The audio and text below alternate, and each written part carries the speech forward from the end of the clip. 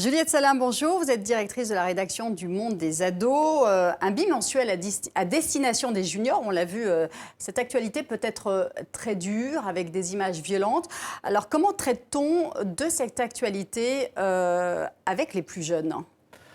Alors, nous, on ne s'interdit aucun sujet. On fait très attention, en fait, à la façon dont on les montre. On va faire très attention aux images, par exemple. Donc, on s'interdit de montrer des morts.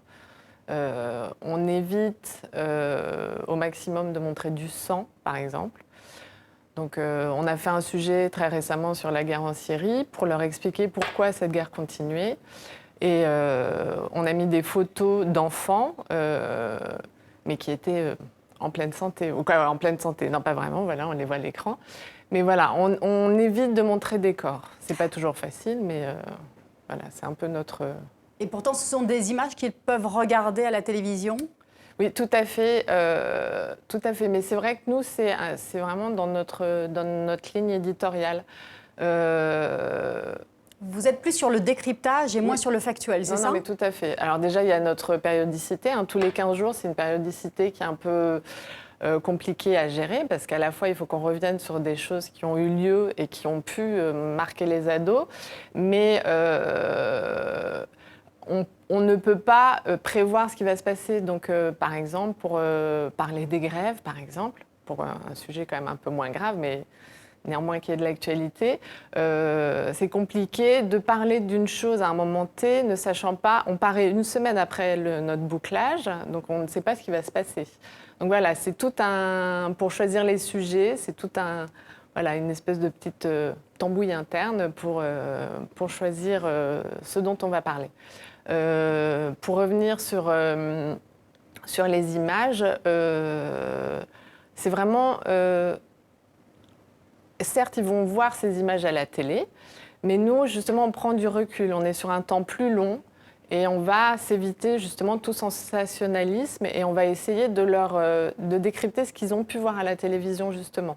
Alors, j'ai vu, il y a des tableaux, de l'infographie pour être le plus didactique possible. Il y a notamment un dossier sur la Russie, son immensité, donc bien comprendre aussi la place d'un pays dans un contexte plus global. Mais il y a aussi les dessins, et donc vous fonctionnez beaucoup au dessin humoristique. Et il y a notamment cette couverture avec une jeune fille qui dit si ça continue comme ça, moi je vais créer le hashtag balance ton porcelet. Ça m'a beaucoup fait rire, l'humour. Ça permet une mise à distance de l'actualité parfois difficile ? Oui, tout à fait.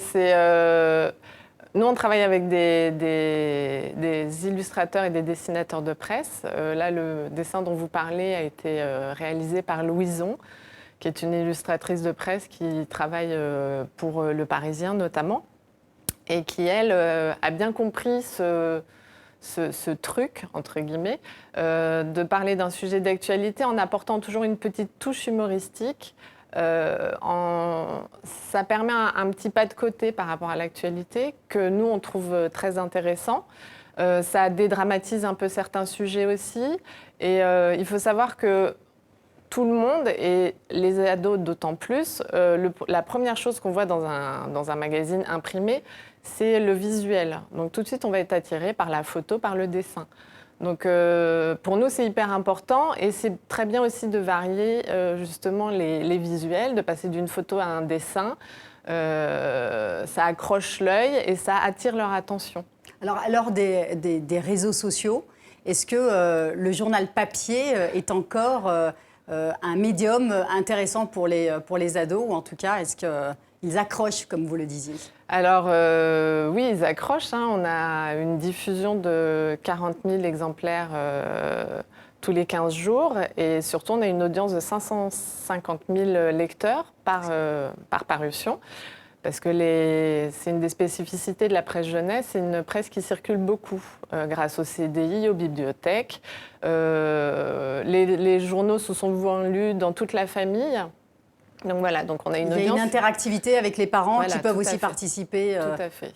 Souvent, les parents nous lisent, notamment parce que c'est eux qui payent l'abonnement aussi, donc ils veulent voir ce dont on parle sur des sujets qui peuvent être un peu touchy, donc ils veulent voir aussi ce qu'on dit sur ces sujets-là. Et donc vous avez des retours des parents, par exemple ? Oui. Je pense notamment à un dossier sur la sexualité où là, on a eu beaucoup de retours de parents qui trouvaient que leurs enfants étaient trop jeunes pour qu'on leur parle de ces sujets, alors que nous partions de questions de lecteurs, donc qui a priori les intéressaient. Et les jeunes font des retours, vous avez des remarques? Oui, on a énormément de courriers, alors de plus en plus par mail, mais ils réagissent beaucoup. Ils réagissent pour nous dire qu'ils n'ont pas aimé tel sujet, qu'ils l'ont aimé, que ça leur a fait penser à quelque chose, que grâce à nous, ils ont découvert un auteur, un artiste, voilà, que ça leur a permis de s'ouvrir sur le monde. Donc oui, on a une interactivité énorme qui est renforcée. Vous parliez des réseaux sociaux. Pour nous, ça renforce cette proximité avec le lecteur. Notre site internet aussi nous permet de dialoguer avec les lecteurs. C'est surtout à ça que vont nous servir les réseaux sociaux. Nous, c'est ça, c'est rentrer en contact avec nos lecteurs. Mais le papier reste, alors ça peut paraître un peu anachronique, reste un médium pour eux qui est très important. Et notamment parce qu'on a 90% d'enfants abonnés.